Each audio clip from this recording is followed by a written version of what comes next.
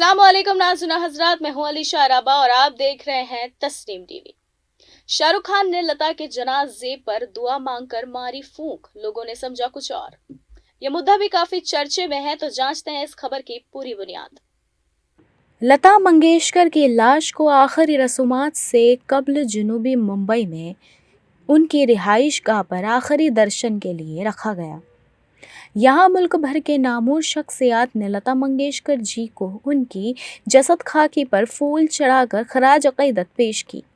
इस मौके पर शाहरुख खान और उनकी मैनेजर पूजा ददलानी ने भी उन्हें खराज तहसीन पेश की। ताहम कुछ लोग शाहरुख खान के खराज तहसीन के अंदाज पर सवाल उठा रहे हैं। पहले तो उन्होंने हाथ जोड़कर जिस्म का तवाफ किया, जो कि हिंदू मजहब के मुताबिक है। दरअसल शाहरुख खान और उनकी मैनेजर पूजा ददलानी दोनों लता मंगेशकर की मैयत को खराज अकीदत पेश करने के लिए एक साथ स्टेज पर चढ़े थे। मैनेजर पूजा ददलानी हाथ जोड़कर वहीं खड़ी रहीं, जबकि शाहरुख खान ने सबसे पहले वहां खड़े होकर नमाज पढ़ी। फिर उसके बाद अपना मास्क नीचे की तरफ झुकाकर ज़मीनी जिस्म पर फूंक दी। इसके बाद शाहरुख खान हाथ जोड़कर जिस्म का तवाफ करने के बाद अपनी मैनेजर पूजा ददलानी के साथ स्टेज से नीचे उतरे। बहुत से लोगों ने इसकी वजाहत की। शाहरुख खान के इस तरीके पर कई लोगों ने सवाल उठाए हैं। लोग उसे उड़ाकर थूकने का सोच रहे हैं। हालांकि बहुत से लोग वादे कर चुके हैं कि हज़ारों के हुजूम में कोई ऐसी काबिल एहतराम शख्सियत की जसद खाकी पर कैसे थूक सकता है। दरअसल इसने दुआ पढ़ने के बाद फूंक मारी थी। हालांकि इसे अवामी प्लेटफार्म पर ऐसा करने से गरीज करना चाहिए था।